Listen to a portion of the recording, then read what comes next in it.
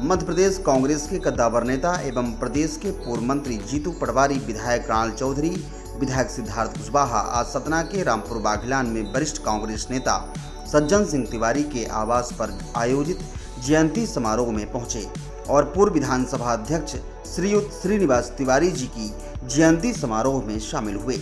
रामपुर बाघिलान की जनता एवं कार्यकर्ताओं से रूबरू होते हुए जीतू पटवारी ने कहा, लोकतंत्र की रक्षा करने का समय आ गया है। वोट के अधिकार पर खतरा मंडराने लगा है, जिसकी रक्षा करना हम सबका दायित्व है। देश की सरकार लोकतंत्र की जगह साम्राज्यवाद स्थापित करना चाहती है। जीतू पटवारी ने प्रधानमंत्री नरेंद्र मोदी के जन्मदिन पर कहा कि वे रोजगार, भ्रष्टाचार और काले धन पर नाकाम रहे हैं। कोरोना का वायरस देश में 1 करोड़ लोगों को निगल गया है और देश की सरकार सोती रही। अब एकजुट होकर इस कट्टर विचारधारा वाली सरकार को उखाड़ फेंकने का वक्त आ गया है।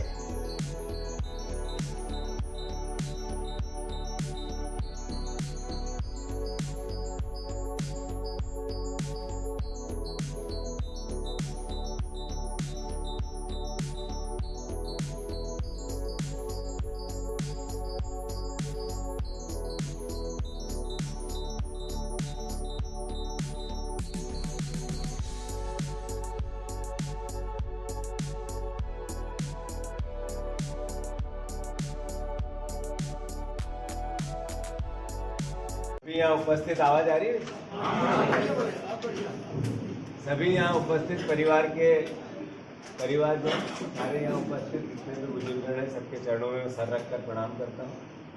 सिद्धार्थ जी बड़े अपनी बात को ताकत से सदन में जब भी अवसर मिलता है रखने की, क्षेत्र की हो, सतना की हो, भिंड की हो या उस दबे कुचले वर्ग की हो जिसके लिए बोलना चाहिए जनप्रतिनिधि को, एक एमएलए को, एक विधायक को, सिद्धार्थ कोई कसर में पार्टी की मीटिंगों में रखते हैं न विधानसभा में भी जब अवसर मिलता है तब रखते हैं। एक अच्छे जनप्रतिनिधि का धर्म निभाने की कोशिश करते हैं। आदरणीय कुणाल जी है, आदरणीय पूर्व विधायक जी के भाषण हमने सुने, दिवाकर जी हैं, सभी परिवार के साथीगण हमारे, मेरे यूथ कांग्रेस के सब साथीगण में नाम लेना चालू करूँगा तो ढेर सारे हमारे मैयर से पहले बीजेपी में भी चले गए, हमारे पंडित जी फिर कांग्रेस में भी आ गए, पर मैंने कहा आप कड़क रहना, एक जगह रहना, शांत रहना, दम से रहना, कोई कसर मत छोड़ो। तो मैं मानता हूँ कि आज बिल्कुल सही है कि लोकतंत्र की रक्षा के लिए कांग्रेस पार्टी को मजबूत करना बहुत जरूरी है। देश में जिस तरीके की भावना बन रही है, एक कट्टरपन विचारधारा जिस तरीके से एक नए साम्राज्यवाद की स्थापना करने जा रही है, जिसमें वोट का, मत के अधिकारों को का एक तरह से खतरा मंडराने लगा, उसकी रक्षा हम आपका और हम सबका दायित्व है। श्रीनिवास तिवारी जी उसके प्रतिमूर्ति थे लोकतंत्र की रक्षा के और अन्याय और संघर्ष के प्रति, अन्याय के खिलाफ संघर्ष के प्रतीक।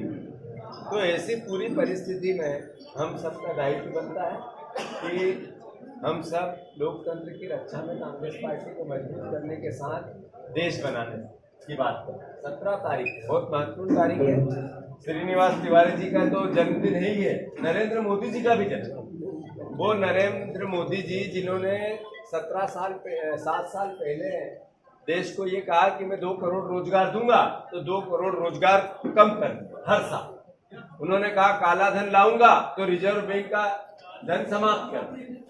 उन्होंने कहा कि भ्रष्टाचार समाप्त कर दूंगा तो स्विस बैंक में आज तक के सबसे ज्यादा पैसे भारत के जमा हो।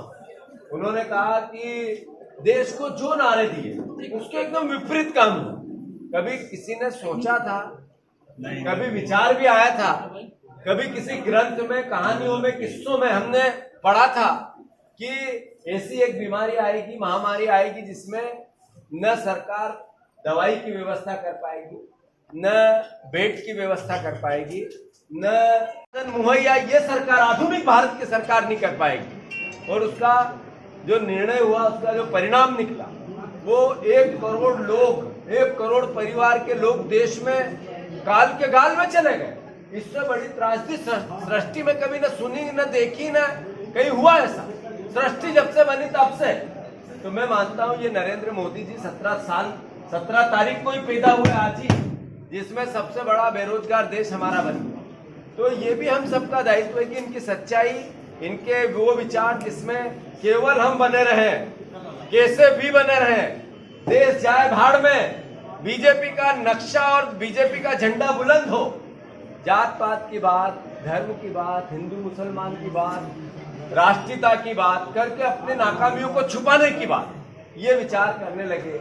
ये हम सबका दायित्व है, सच्चाई को जनता के बीच में लेके जाएं, सच्चाई को देश के सामने लेके आए, सच्चाई के साथ हमारे आने वाले भविष्य को हम सुदृढ़ करें, आने वाली पीढ़ियों की जीवन की सुरक्षा करें। ये सब कांग्रेस पार्टी का दायित्व भी है। जब जब कांग्रेस पार्टी थोड़ी निराश, हताश या कमजोर पड़ी, निष्क्रिय हुई, तब तब ये ताकतें सर चढ़ के बोलने लगी। और जब जब कांग्रेस ने झंडा फिर से उठाया, तब तक ये लोग भाग के खड़े हुए, इतिहास ये कहता है। तो आप सब, क्योंकि विंध्य क्षेत्र एक ऐसा क्षेत्र है जहां पर हर परिवार का साथी राजनीति को जीता है, समझता है क्या बातें होनी चाहिए, क्या भाषण होने चाहिए, कैसे परिणाम आने चाहिए, कौन सी नीतियां बननी चाहिए, क्या नीतियां सही है, क्या गलत है। इसमें विंध्य का वो व्यक्ति जो रिक्शा चलाता है, वो व्यक्ति जिसने कोई एक क्लास भी पास नहीं की, वो भी सब बातें समझता है और उनकी ऑब्जर्वेशन करके निर्णय लेता है। तो मैं आप सबके चरणों में फिर से एक बार प्रणाम करता हूँ। पहले मैं सज्जन जय के पहले भी एक बार खाना खा चुका हूँ, बहुत साल पहले, ऊपर की मंजिल नहीं बनी थी तब, पर मकान वाइट ही था। और फिर एक बार मुझे अवसर मिला आपके बीच में आने का। मैं साधुवाद देता हूँ, धन्यवाद देता हूँ, खूब ढेर सारी शुभकामनाएं देता हूँ। आपकी कृपा बनी रहे, कांग्रेस हम सब मिलकर मजबूत करें। सिद्धार्थ भैया आप बहुत अच्छे मजबूत इंसान है, थोड़े पहले से थोड़ा तगड़े हो गए, वो अलग बात है। मेरे बड़े भाई हैं, दोस्त हैं, एक अच्छे हम कदम वाला व्यक्ति है। मैं भाग्यशाली हूँ कि मुझे ऐसा दोस्त मिला। मैं फिर एक बार सबको साधुवाद, धन्यवाद, जय भारत, जय। हमारे जीतू भैया के आने से जितने हमारे युवा साथी हैं, मुझे फोन कर करके जितने युवा शक्ति हमारे यहाँ पर है, इतने ज्यादा उत्साहित थे आपके लिए, क्योंकि आपको देख चुके हैं, वो सुनते हैं फेसबुक पे लाइव के माध्यम से, इसलिए आपसे बहुत ज्यादा ही स्नेह रखते हैं। और एक बार मैं पूरा आप सभी का और बहुत स्वागत करता हूँ। जो कभी बहुत जगह जाना है, आदरणीय जीतू भैया को, इसलिए मैं ज्यादा समय न लूंगा। भोजन भी लेना है, आगे का रूम में भोजन भी आपका बना हुआ है। आप सभी को बहुत बहुत धन्यवाद। आप सब लोग भोजन दें। रामपुर बागलान में संगठन लगातार जो प्रगति संगठन की, वो लगातार गिरती जा रही है, क्या कारण है? नहीं, कांग्रेस पार्टी पूरे देश में, खासकर मध्य प्रदेश में कमलनाथ जी बहुत गंभीरता से संगठन कैसे मजबूत हो, इसके मंडल, सेक्टर, उसके नीचे बूथ पर प्रबंध कैसा हो, साथ ही साथ जितने भी हमारी ऑर्गेनाइजेशन के और फ्रंटल ऑर्गेनाइजेशन है, जितने हमारे हर अंग को मजबूत करने के लिए प्रक्रिया चली। मैं मानता हूँ पूरी प्रक्रिया में संगठन की मजबूती बहुत महत्वपूर्ण है। 2023 में कांग्रेस पार्टी की ओर आशा भरी निगाह से देश देख रहा है। कांग्रेस को तैयार भी होना है और कांग्रेस को, भारतीय जनता पार्टी को हराने के लिए अपने आप को ताकत भी बनानी है। तो हम सतर्क हैं। और बात खासकर रामपुर बागलान की बात है, 100% यहाँ जो एमएलए बने हैं, उनका काम सिर्फ और सिर्फ जो कंपनी आई है उनकी ज़मीनों का सेटलमेंट कराना और केवल अपना व्यापार व्यवसाय बढ़ाना। जनता की सुख क्या है, यहाँ की सड़क, रोड, बिजली, पानी, अत्यधिक बिजली के बढ़ते हुए बिल, महंगाई, रामपुर बागलान की जो जनता त्रस्त है वो सर्वविदित है। मैं मानता हूँ हर परिस्थिति से भारतीय जनता पार्टी को यहाँ इस विधानसभा में तो यहाँ की जनता है। जमीनी स्तर पर अगर देखा जाए, यहाँ पे कोई भी आंदोलन होता है तो जो कांग्रेस कार्यकर्ता है वो मामूली मात्रा पे पहुंचते हैं। आज जो संख्या दिखी है हमको कांग्रेस कार्यकर्ताओं की, तो उसमें इतना फर्क क्यों? नहीं, बात ये नहीं है, ये तो अब लोकल स्तर पर क्या बातें होती है मुझे नहीं अभी इसका ज्ञान है, पर अल्टीमेटली कांग्रेस को एक रहेगी और आगे भारतीय जनता पार्टी को हराएगी। चलो, धन्यवाद। इस वीडियो में इतना ही, लेकिन अगर आपने अब तक आंचलिक समाचार को सब्सक्राइब नहीं किया है तो फौरन कर दीजिए, बेल आइकन दबाइए, घंटी जैसी छोटी सी आकृति लाइक कीजिए और कमेंट करके बताइए हमारा वीडियो आपको कैसा लगा। अपने दोस्तों, परिचितों, रिश्तेदारों और समूहों में व्हाट्सएप, इंस्टाग्राम, फेसबुक, ट्विटर पर हमारे वीडियो लिंक को शेयर कीजिए।